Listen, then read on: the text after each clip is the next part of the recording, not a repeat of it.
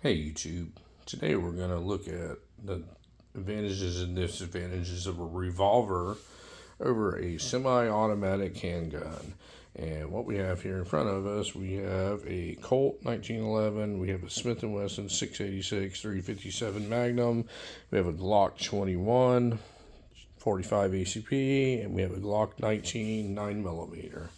And before we go any further, we're going to show you that every one of these have been cleared before this camera was ever turned on, and there is no bullets in any of these firearms, and everybody is safe to watch this video. I know everybody's concerned about safety, and our goal here is to not hurt anybody, not drive anybody away. So originally, you really didn't have a choice. You carried a revolver if you were a citizen or if you were a police officer. Most people carried revolvers around because that's all that existed. In the late 1800s, early 1900s, that's really your only choice you had.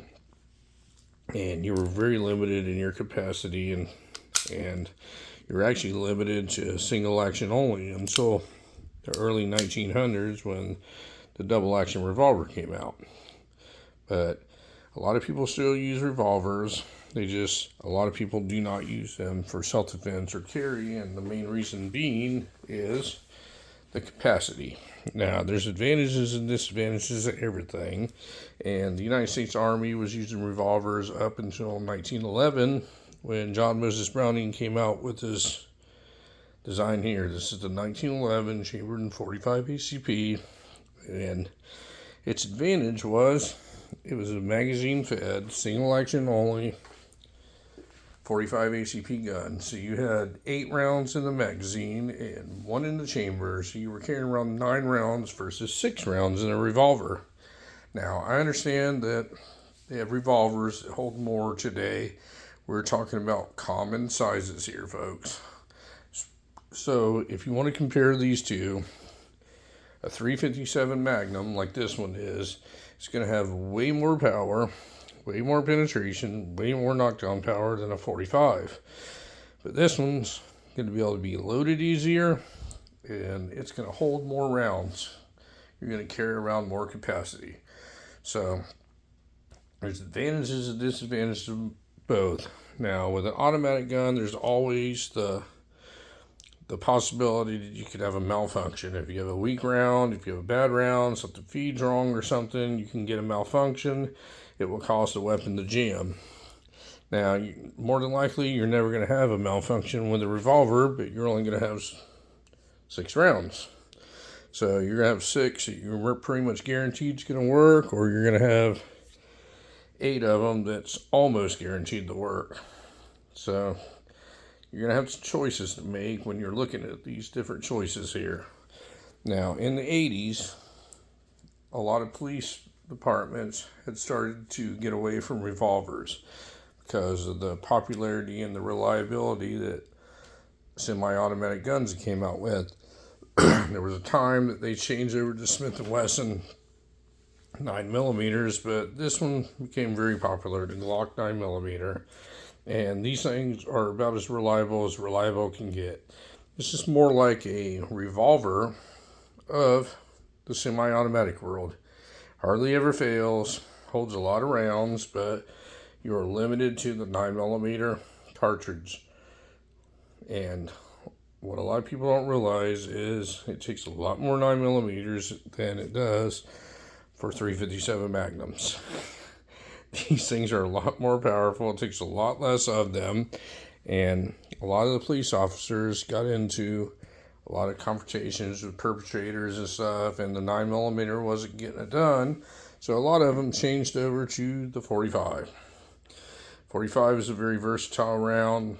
It's a large caliber.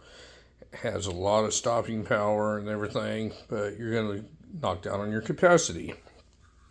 Now, sometime in the 90s, Smith and Wesson came up with a 40 caliber cartridge that was in between a 9mm and a 45. So you got almost the knockdown power of 45, and you had the velocity of a 9mm.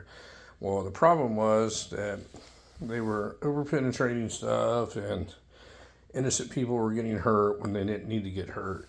So if you think about this, 9mm lacks a little bit in stopping power. 40 caliber takes care of that, but it over penetrates. So you get a larger caliber, which is more versatile. The 45 really gets it done. Now let's look at some of the advantages and disadvantages to all of these.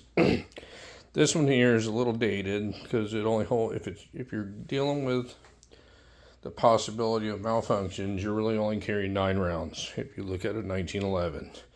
A basic 1911 is going to have an 8-round magazine with a 1 round in the chamber, and you still have the possibility of malfunctions. The newer model ones, like in the 45, this one's going to hold 13 rounds and 1 in the chamber, so you're carrying around 14 rounds of 45.